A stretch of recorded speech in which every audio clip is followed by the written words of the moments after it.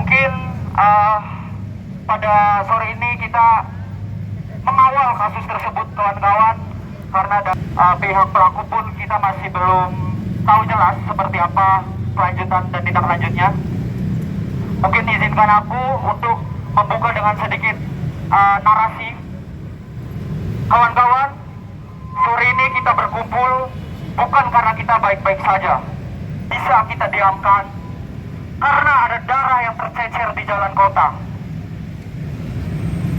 yang tak bisa dimaafkan hanya dengan kata maaf dari anak pejabat, dari orang kaya, anak dari sistem yang percaya bahwa uang bisa membeli segalanya.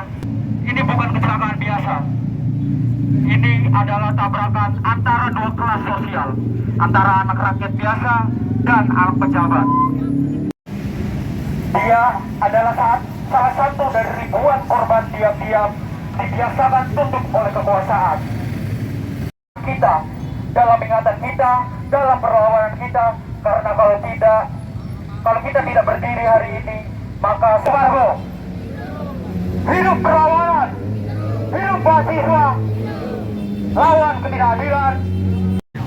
Banyak sekali orang-orang di Indonesia itu. Untuk aksi hari ini tuntutannya sebenarnya apa ini? Tuntutannya kami sebenarnya ini aksi solidaritas untuk kawan kita Argo ya, yang sama mahasiswa juga, dan sama mahasiswa kita untuk membantu gitu, karena menurut saya kita harus bukan hanya mengawal kasus ini tapi juga meminta masyarakat agar mengetahui semuanya tentang masalah kasus ini. Oke, aksinya dilakukan dengan apa ini?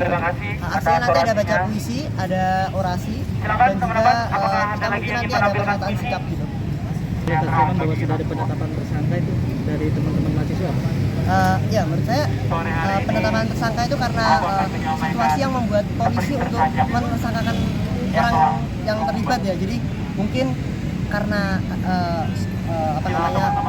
berita ini viral, jadi anak orang kaya itu tidak bisa berbuat seenaknya gitu lah, menggunakan uangnya untuk membeli hukuman gitu. Jadi kita harus mengawal dan tentunya juga menggugat kepada pihak UGM, pihak polisi untuk memberikan keadilan. Mereka menaikkan bendera.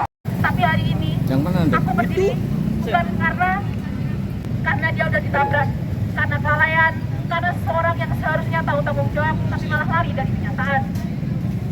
Dan yang lebih menyakitkan, setelah itu semua terjadi, yang kita lihat justru bukan keadilan.